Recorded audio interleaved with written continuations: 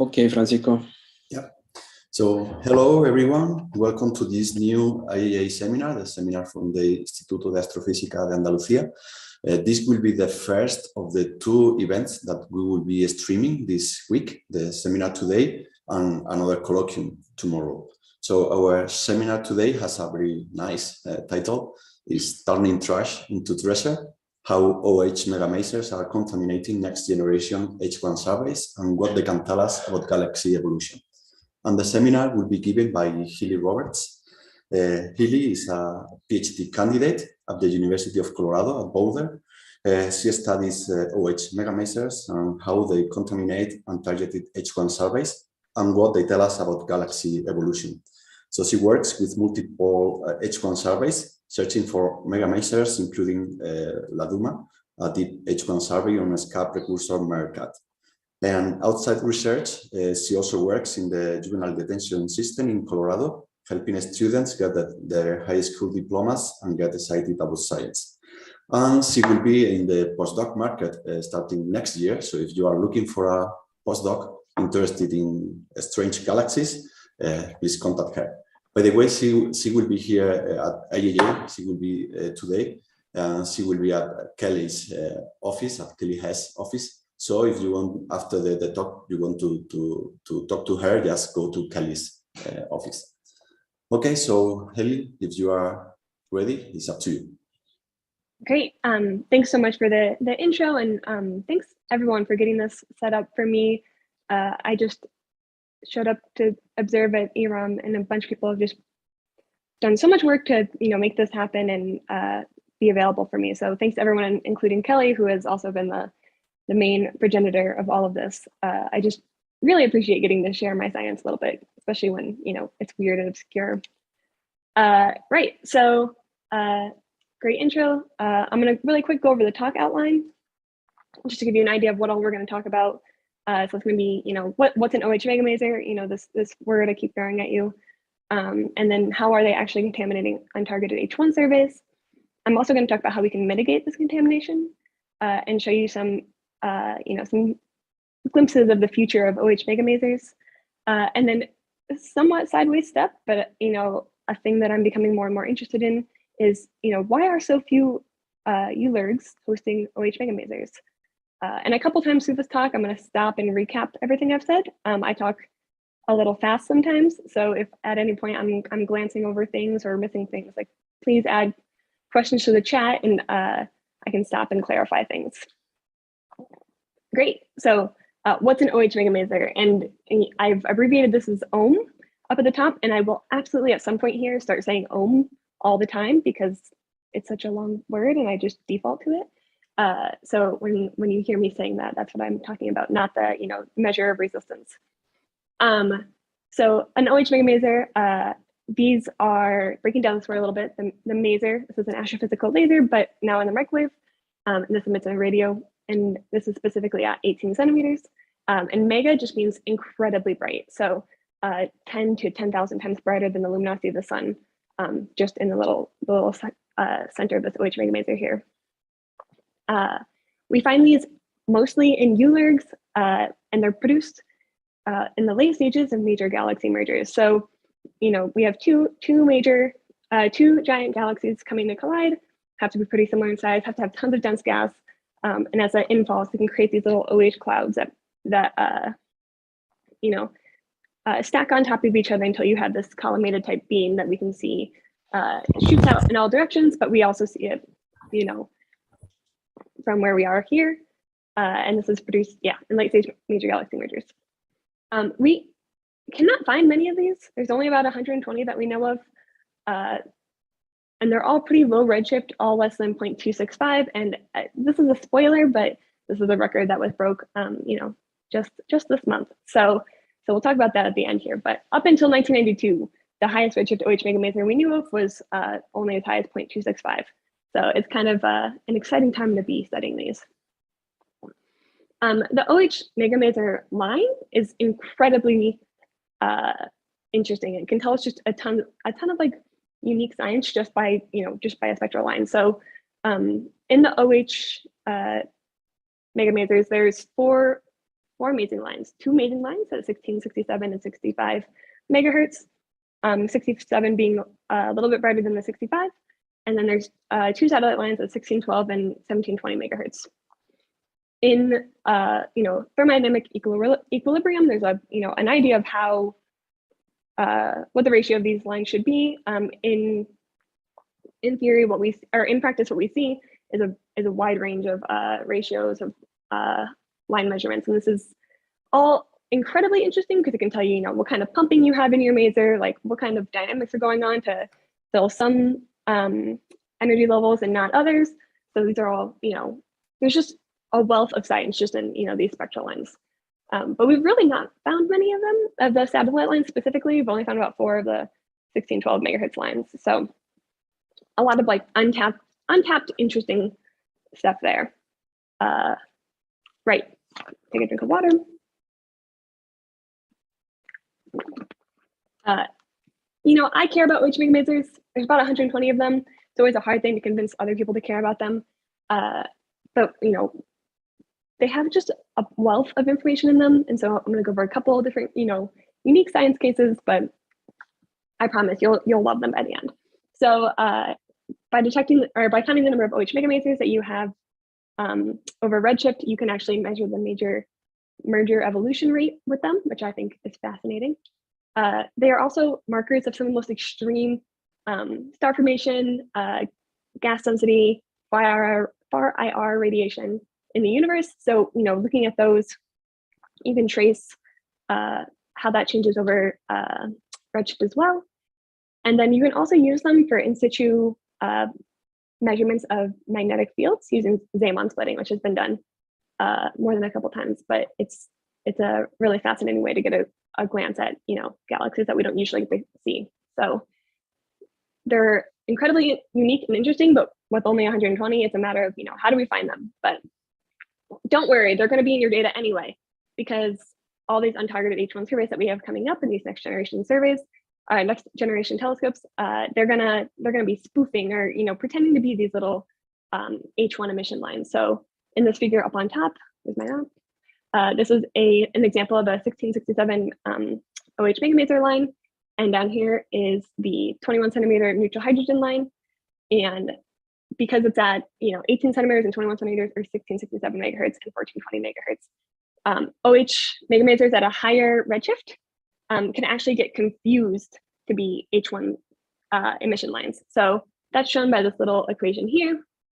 So it works out that if you are observing and you don't have confirmed redshifts for your sources, so you see a line at redshift 0.01, it's likely to be an H1 emitter at 0.01, or it's there's a world where it's an OH megamaser at redshift 0.19. So it's been documented to happen a couple times. Alfalfa has a few of these. Alfalfa was an H1 survey in IRCBO, but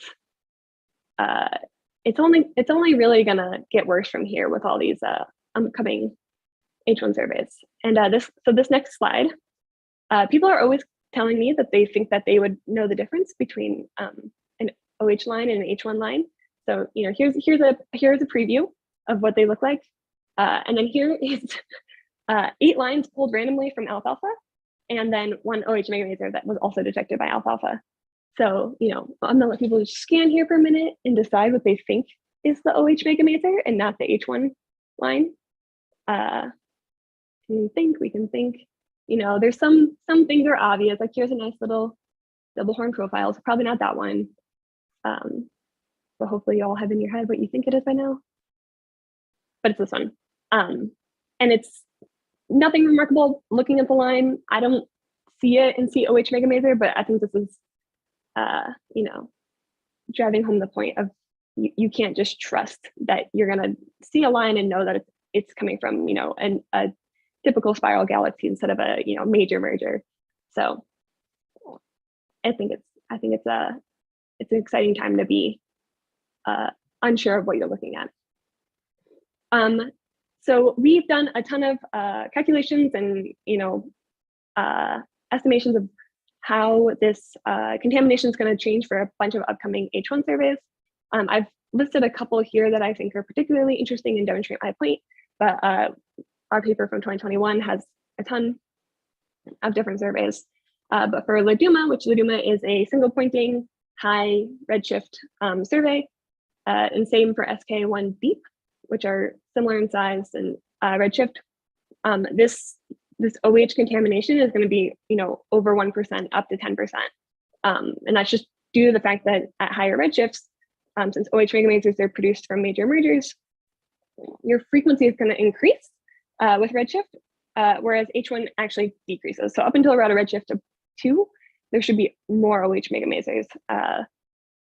And so this is going to be causing a lot of problems for those. For all sky surveys, and this has been the case for alfalfa, this has not been too much of an issue, but still, you're going to be detecting hundreds, if not thousands, of OH megamasers in these next generation surveys. And you're going to want to know what to do with that data. Zooming in here on the SK1 deep here, which is one of the higher percent contaminations. This is particularly an issue when you have these. So okay, real quick, down here I have ZH1, which is if you are looking at a source and you think the line is an H1 line, what the redshift would be, but there's actually that, back to that equation I showed, there's a corollary OH redshift that you would have. So this goes from 0 to 1.25, but the OH redshift is actually going to go from 0.17 to 1.87. So that's this range here. So this solid line shows how your H1 number density is going to change over redshift. This dashed line shows how your OH number density is going to change over redshift. And this blue line shows that at some point, you're actually going to have a crossover where you're detecting more OH megamasers than H1 sources. So that's shown here. It's not until about a redshift of 1.25, but it's still an interesting issue that we're going to be dealing with. And, preparing for all these SKA precursors, I think this is like the time to start thinking, how do we figure out which ones are actually OH megamasers versus H1 sources? So here's one of my recap slides, just really quick going over everything I just told you. So, OH megamasers are rare, luminous masers produced by major galaxy mergers.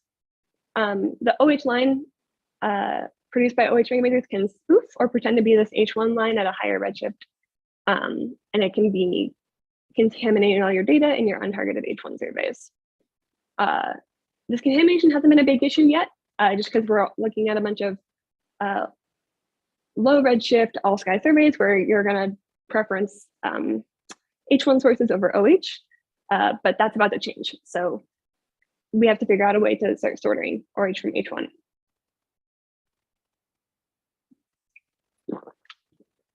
So how are we going to do that?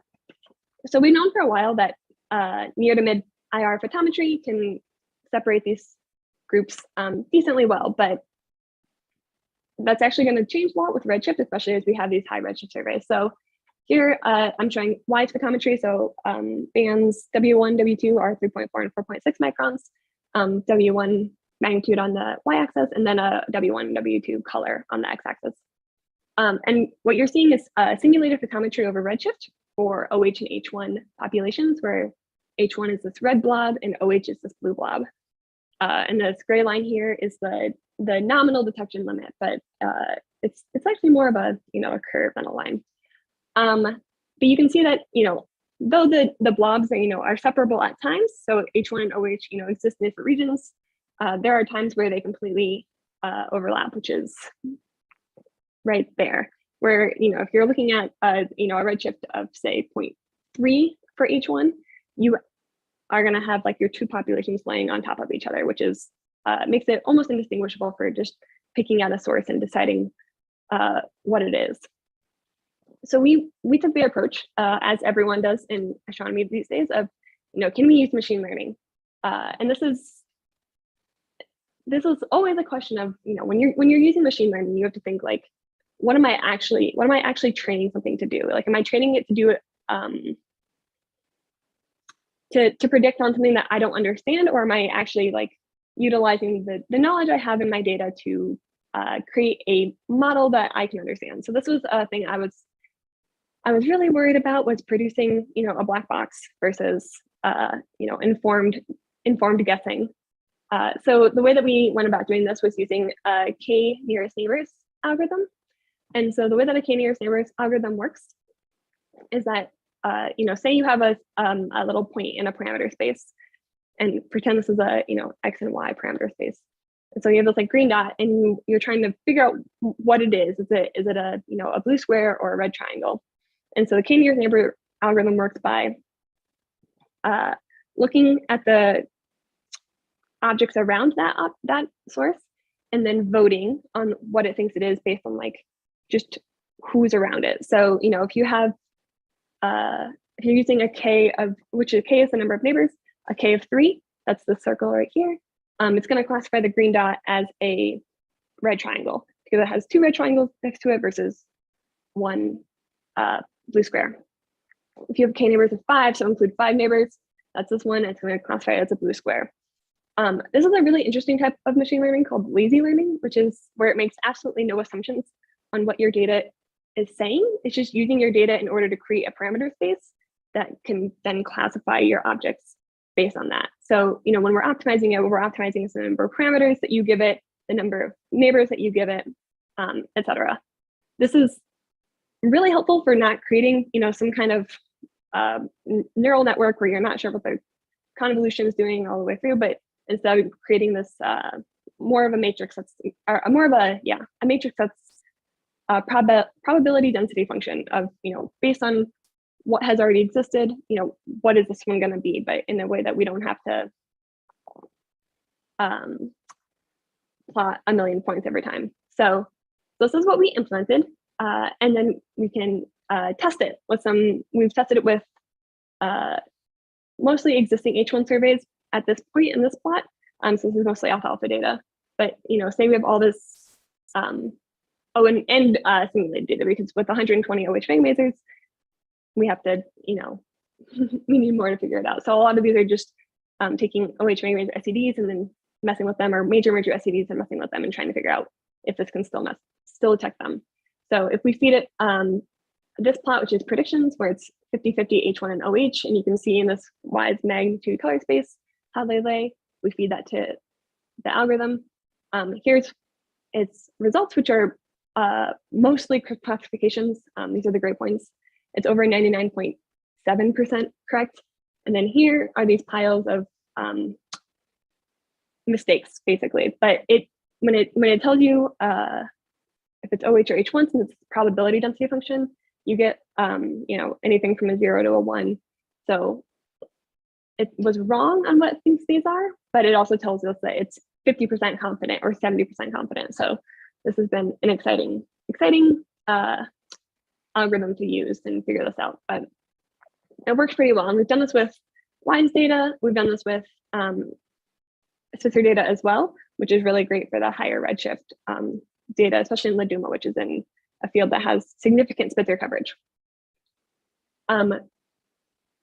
This is where we've started working with Apertif, specifically a preliminary catalog from the Apertif Wide-area Extragalactic survey, which Kelly was so phenomenal of sharing with me and letting us get a chance to just run this through and seeing if it works at all, because it's terrifying to create something and then not having real data to test it on. So this was an early source finding catalog that was provided to us from Kelly. It has about 4.5 months of data in it and about 1,200 sources.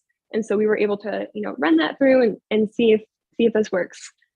And it every time you test something, you find initial shortcomings, and one of them was that it really, really likes low surface brightness galaxies as well. So, if you're looking for a, OH megamaser finding algorithm, I have that. But if you're also looking for low surface brightness galaxies, we have those too. So we found a bunch of those issues, and we were able to, implement and change and edit so that now, instead of just voting based on IR, it's using also optical brightness, which helps a lot, and also can now nicely sort H1 from low surface brightness to H1. But we're also able to confirm that it does find an OH megamaser. So this is IROS 10597, and this is a previously detected OH megamaser, and Kelly had actually found this one, I believe, by eye, but our algorithm also picked up on it, which was fantastic in confirming that it actually does what we wanted it to do. but though this one had been detected before, it had only been detected in the 1667 line, and it had not great measurements made previously, but even just with Apertif data, we were able to learn so much more about this OH megamaser. So, here you can see the 67 line and the 65 line as well.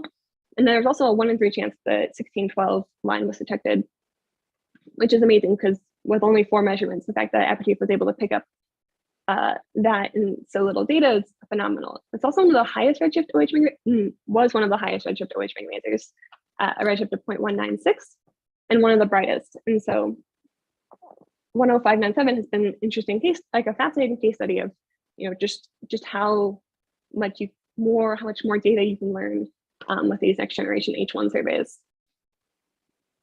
We were also able to, with this catalog, test all of these predictions for the number of OH megamasers I've, so happily said that we can detect. So in our paper from 2021, I showed you this table of contamination rates. And so for Apertif, we had guessed the 0.09% contamination rate. And on 1,200 sources, that was the preliminary info catalog. I searched. We didn't really find any other OH megamasers. I did a bunch of optical searching too to check redshifts. And looks like there's only one, which is consistent with what our guesses are. So this is going to be a constantly changing prediction rate, especially with the higher redshift data, since it's informed on so little known about OH megamasers at high redshifts. But it's exciting to be able to check that what we do know, the very little that we do know, is holding up. We also were able to make predictions for how many more of these satellite lines we might find with, say, Apertif.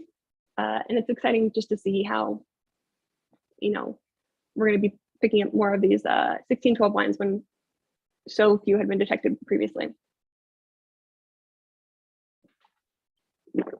Okay, second recap. We can use the k-nearest neighbors algorithm to,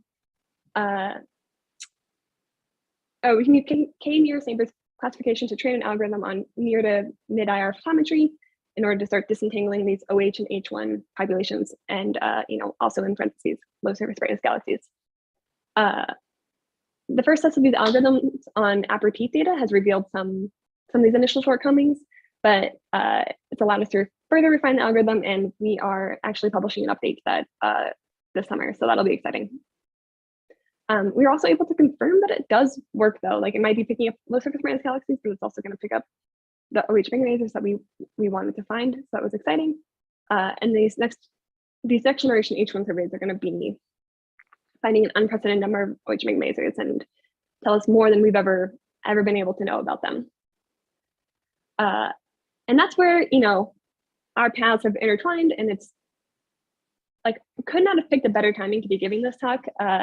This is a press release from the IAA of the NUMA's most recent, or first scientific discovery, really, which is this new high redshift OH megamaser that we found. And we're calling it Nakalakata, I think I'm saying that right, which was voted on by the community, or submitted by the community for, recommendations of names for this giant OH megamaser, which has been really exciting. And so Nakalakata is a Zulu, which is the language spoken in South Africa, word for big boss. So it's been fun getting to integrate the community here a little bit, but also IAA had a hand in this too. This has been exciting just because having all this SK precursor work and all this going on. Yeah, couldn't have asked for a better time to be giving this talk. But just to talk about this a little bit and how exciting this is. This was data taken in one night of observing on Meerkat, which is just kind of crazy when you think about it. And in one night of observing, we broke the redshift record holder for OH megamasers by from 0.265 to 0.5225, and it's also an incredibly bright source. So here's the spectral line from the paper, and this is all in the paper that just came out or just hit archive at least, and it's also linked to in the IAA press release. But here's a little optical image of this distant OH megamaser, which we have Hubble proposal. We have some Hubble orbits coming in. Hopefully, we'll shed some light on what the sky actually looks like. That's it's an exciting time. It's also, yeah, so it's also one of the brightest OHM megamasers. Like I said, the range of OHM megamaser luminosities is from 10 to 10 to the 4 Elson. Above that, we call them gigamasers. There's a couple that are above 10 to the 4, but not many. We call them gigamasers. They're all OHM megamasers. And so, you know, in one night, we've picked up some of the most interesting data that we could be looking at. In the paper, we also talked about how this algorithm worked on this data as well. So here is the same color-wise magnitude plots that I was showing earlier. So here's W1 over minus W2, and then there's another algorithm we wrote that's color of W1 minus W2 and W2 minus W3. And so here you can see where the source lives on this. And so the contours are actually laid out by sources that are in a similar redshift range. So, you know, because if you think of that plot where they're like the little blobs are moving around, this is just if we picked one of those blobs to look at and then put the contours down. And then here's our new discovery. So it lands in the 99th percentile to be an OH megamaser in this one, and this one lands in the, I think, 95th percentile to be an OH megamaser. So it's also nice to see that it still works here too, and it's going to be even more exciting once we have more Laduma surveys, or more Laduma sources to be looking at. So Laduma is going to be able to detect OH megamasers out to a redshift 1.87. It'll put a really nice constraint on the merger rate because Laduma is a single pointing. So, you know, just by counting the number of OH megamasers that you find as a function of redshift is a great test of what we understand about the merger rate to be. And then we also have not been able to update the OH luminosity function above redshift of 0.26. So we're already seeing that that's going to get updated, which is really exciting. And then here's where I stop, and I'm going to step this sideways a little bit because we're on this era, we're on this cusp of all these new OH megamaser detections. But do we actually a question I've been asking myself, like, do we actually understand OH megamasers? So I've been plagued by thinking about, you know, why LIRGs are not all producing OH megamasers. So when we do surveys of LIRGs and look for OH megamasers, only about 80 or over 80% of LIRGs show no sign of masing whatsoever. That's including H2 water megamasers, but it's still a question of, you know, at what point in LIRG evolution are we shoving off to the side to produce OH megamasers, and what's causing that?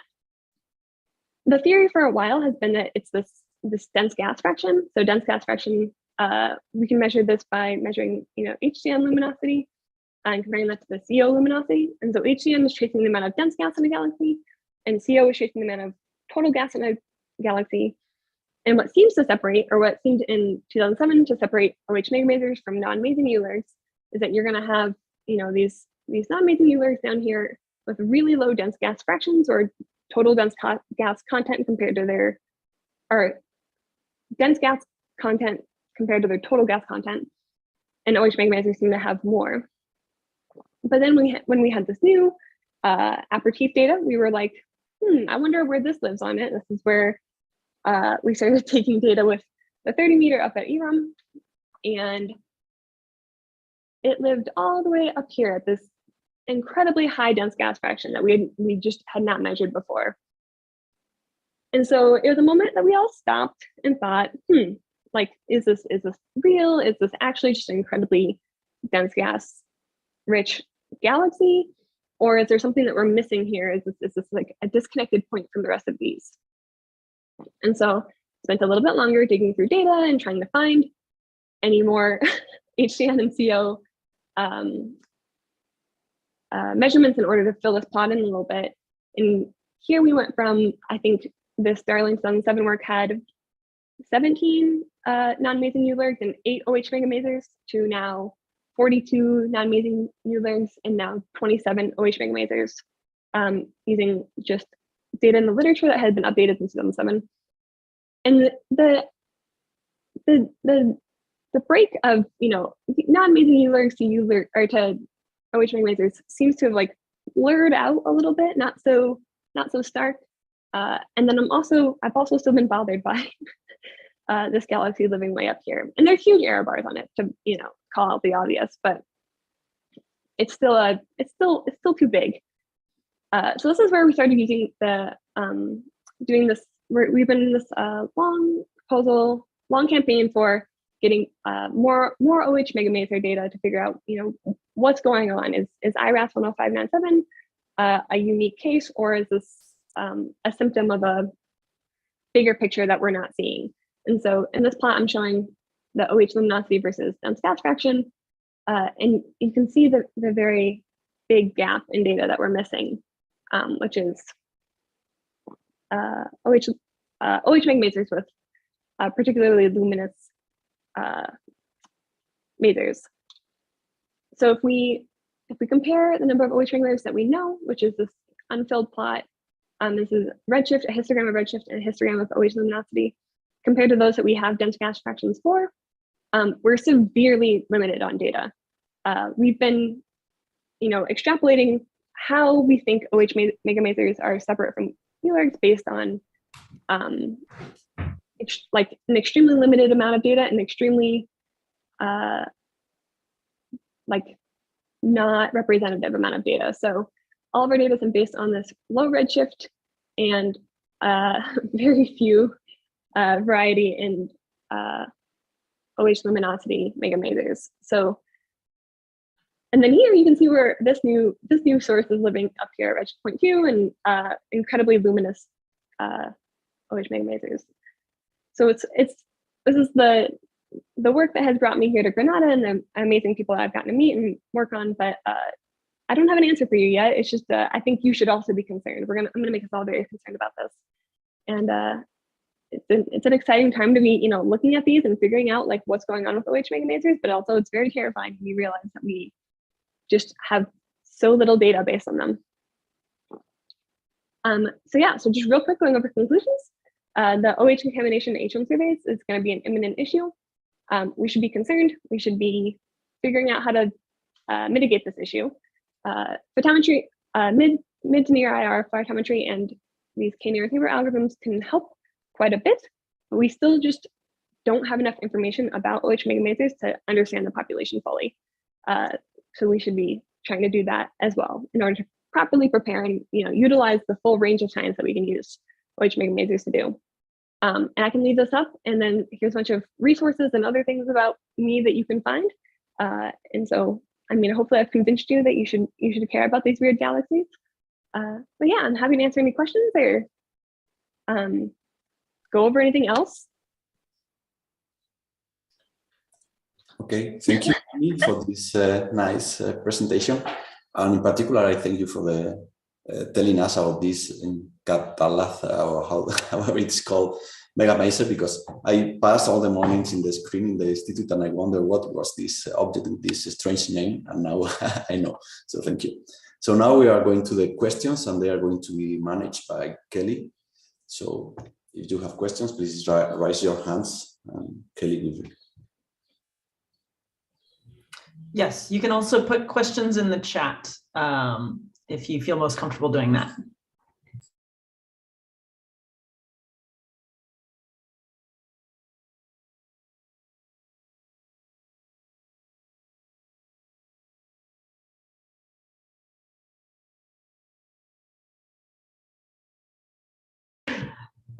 So Ananthan has a question. Great. Okay, so you use k nearest neighbors in like a 2D space. Have you thought about expanding to use a higher dimensional classification or clustering algorithm that might help further find features that we might not be able to see directly? Yeah, so this is showing the two-dimensional space of magnitude versus color. But when we start adding in, so there's a dimension that is missing here that I didn't talk about, but I feed it actually the frequency of the line that's found too. And that's just to help, you know, motivate using this kind of idea of like, sometimes they're more separable than others, but just having like where you think that what redshift that line should be at helps a lot. So those are the 3 dimensions that I initially go in. So it's, you know, the two axes here and then that observed frequency. We did a bunch of working with, you know, there's all these different ideas of, you know, add a bunch, and then you can do a leave one out method, which is where you give it a bunch of data and then you remove a point and then see how it does. And it just seemed like the more photometry you gave it, the more it got confused, or the more lines it could draw of like where it thinks it should be. And we tried, oh gosh, LDA, linear decomposition analysis, which tries to, you know, create these variables based on the photometry you give it. But it really just seems like the introduction of, you know, more bands or more colors seem to make them overlap more than less, which was a weird thing. But I didn't want to do too much to mess with them, because I really didn't want to, like, you know, you look at this and you understand what's going on in this plot. You're like, oh, okay, they overlap, sometimes they don't. And I didn't want to create a box I didn't understand. So partially it didn't work, and then partially I didn't want to make it too complicated. Yeah.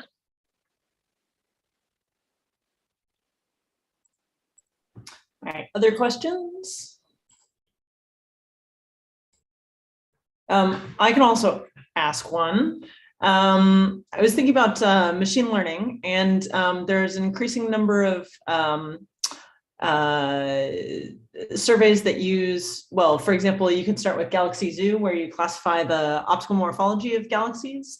But I think people are also trying to automate this in various ways. Have you thought about, is it easy or possible to sort of use the optical morphology as another way to get a handle on what the host galaxies look like and separate H1 from OH megamaser hosts? For example, you showed the low surface brightness objects were contaminants. Is it possible to do that in sort of an automated way? Yes, I love this question, because this is the exact question I gave an undergrad who works for me. And so he's been working on this of using Galaxy Zoo merger data, and then alfalfa data to create these, well, Galaxy Zoo mergers is this catalog where people voted on whether or not they think things are mergers. And so now there's like this really clean catalog of just nice SCSS mergers, and then alfalfa has an extreme SCSS overlap. So he's been using images from both of those from SCSS in order to do the same machine learning, but with optical morphology. He uses like the morphology parameters. So Thersic index, oh gosh, CAS, which is concentration, asymmetry, and clumpiness, and Gini M20. And he is wrapping up his work with that right now, but it is extremely successful. It's very good at finding it. It comes out a similar way of, because he does do PCA decomposition. And so, like, you know, creating a variable in which you can separate these two populations based on those morphology parameters. And it works really well. The big asterisk here is that it's harder for, you know, high redshift surveys to implement morphology, because we just don't have these like high resolution images that inform anything interesting. I mean, you can see from the oh, let's see if I can find it real quick. The Laduma image that there's just so little about this that would tell you whether or not this galaxy is I mean, I can't even tell you this is a merger with any confidence, other than the fact that like it's an OH megamaser, so it must be. And so that's the main limitation. And then the other limitation is that many of the upcoming H1 surveys are going to be in the southern hemisphere, and the available optical data for the southern hemisphere is mostly just pan stars, which has a lot more noise, and fitting these morphology parameters gets much more difficult to do so in a way that doesn't create a ton of noise or statistical variation. And so I'm not sure how to, I mean, I don't know if like maybe don't go for morphological parameters for pan-stars images, or what the future is going to look like there. But I'm not sure how we're going to handle that part. But morphology works for SDSS is the short answer. Cool, thanks. I guess I can ask one more question, and that is that your OH megamaser searches are really currently piggybacking on a lot of the H1 surveys that are upcoming with or existing with SKA precursors. If you had to design your own OH megamaser survey, what would you do that would be different? This is a cop-out answer, but I would make Laduma. Laduma has this I guess SK1D. This OH megamasers are just going to be so much more common at higher redshifts that it's just a matter of reaching those lower frequencies in order to detect them in the first place. It's incredibly difficult to predict where we're going to find these. There's like, for 2 decades, people would do these searches of just LIRGs of like, well, LIRGs must have OH megamasers. So we'll just scan them, and it's just paper after paper after paper of like, we looked in 40 LIRGs and found nothing. We looked in 50 LIRGs, we found nothing. We looked in 100. And so I think that like creating a survey wherein like you're going to find them is just like not, it's just not like totally, I'm not sure what you would do, because we just don't actually know how they're produced or like what exact scenario you need. So I think it's just really going to be in an era where we're going to have this high redshift H1 or OH data in order to start figuring out, are they more common at higher redshifts, which is mostly, I guess, an informed guess, but a guess. And then, what kind of galaxies are we actually finding them in, and not just, alpha, which is something like 30,000 H1 sources. And of that, it picked up like 14 OH megamasers. So it's hard to predict. I popped out of your question, but that's okay. All right, are there any other questions from the audience? Yes, Amadou. Yes, this is very interesting. So I have a very maybe simple or a complex question, depending. But the way you've predicted the incidence of megamasers, using KNN on infrared images. So do you think it's possible at some point to just use, a similar technique on the spectra only? Like at the beginning of the talk, you presented, some cases where you had, different profiles, and then you kind of detect what is H1 and what is OH. Yeah, great question. I have thought about this so much, because I do believe there should be a way. One idea that I think might work is one of the unique things about the OH line is that you have this 16, 67, and 65 line. And so I've not worked with a lot of like big spectral surveys before, but I've wondered if you can't do profile matching to like flag potential candidates. So, like if we think that do I have a picture of the 1665 line?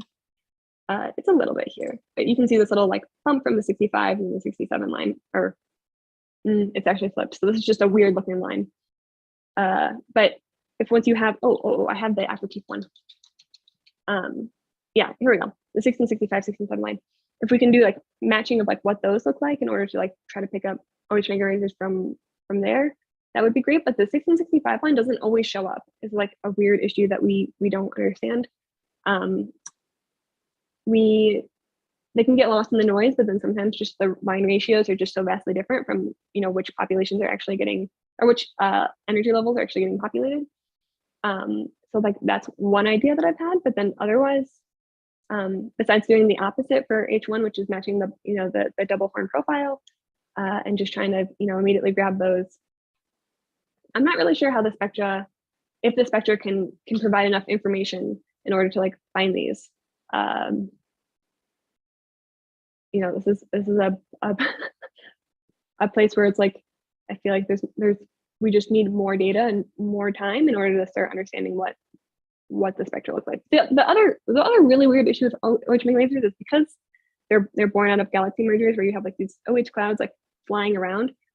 The lines are incredibly broad, so it also tends to smooth out a lot of the features that you might want to see in them, which is also can happen in H1 lines as well. So it's a good question, and I've thought about it and then been very unsure of how to adjust it.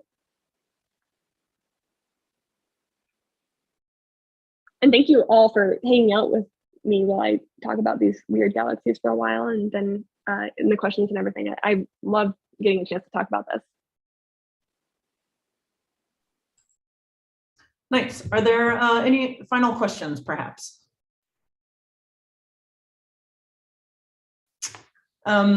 If not, Hayley's going to be hanging out in my office for today and maybe tomorrow as well.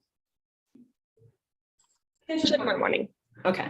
I'm in the basement of the C building, so you're welcome to stop by and have a chat. After Hayley leaves, I'm also still around and happy to talk about my more limited knowledge of OH megamasers, but some of the projects that I'm also involved with. So with that, I'd like to thank Hayley very much for coming to visit us here in Granada, and thank you for the very nice talk. Thank you all. Thank you. Okay, thank you, Hayley. So I think Renee will stop recording now. Yep. Okay, thank you very much, Kelly and Hayley. And I stop recording now.